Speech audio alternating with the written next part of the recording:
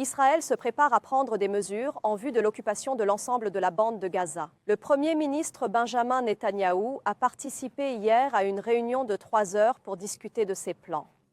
Il semblerait qu'il y ait eu des divergences d'opinion lors de la réunion. M. Netanyahou a même eu une vive discussion avec le chef d'état-major général.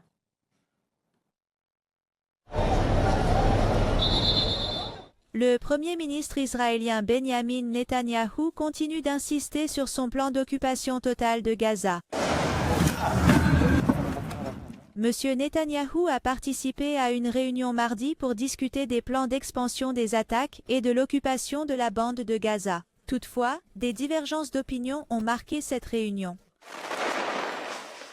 Selon la presse israélienne, M. Netanyahou est favorable à une occupation totale du territoire, tandis que le chef d'état-major Eyal Zamir émet des réserves sur ce plan. Il affirme que l'extension des attaques mettrait en danger les otages israéliens détenus par le Hamas. Il qualifie également cette initiative de piège qui épuisera encore plus les soldats israéliens. La divergence d'opinion entre M. Netanyahou et M. Zamir s'est reflétée dans la réunion qui a duré environ 3 heures. Au cours de la réunion, M. Zamir a également réagi au fait que le fils de M. Netanyahou, Yair, l'a accusé d'une tentative de coup d'État sur les médias sociaux. Il a demandé pourquoi il était soumis à de telles attaques en pleine guerre. M.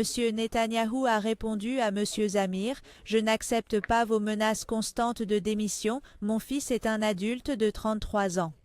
Après la divulgation de la discussion à la presse, le ministre israélien de la Défense, Israel Katz, a publié une déclaration de soutien au chef d'état-major. Il a fait l'éloge du leadership de Zamir et de l'armée. La presse israélienne avait précédemment rapporté que M. Netanyahou avait déclaré que si M. Zamir n'était pas d'accord avec nous, il devrait démissionner. Alors que l'administration Netanyahou se prépare à une occupation à grande échelle de Gaza, l'inquiétude des familles des otages israéliens grandit de jour en jour. Une autre manifestation a eu lieu à Tel Aviv. Il y a eu des moments de tension entre la police et les manifestants. Les autorités israéliennes estiment que 50 otages se trouvent encore à Gaza. On pense que 20 de ces otages sont encore en vie.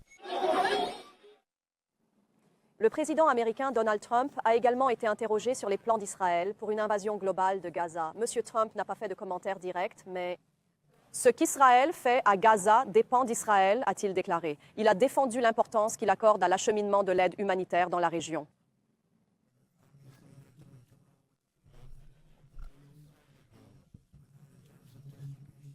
Le président américain Donald Trump a donné à Israël le feu vert pour se préparer à une occupation complète de Gaza.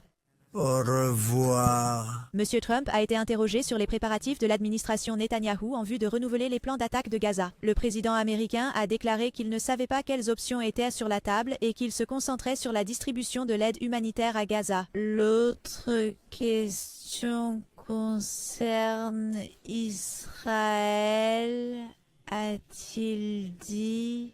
Les pays arabes.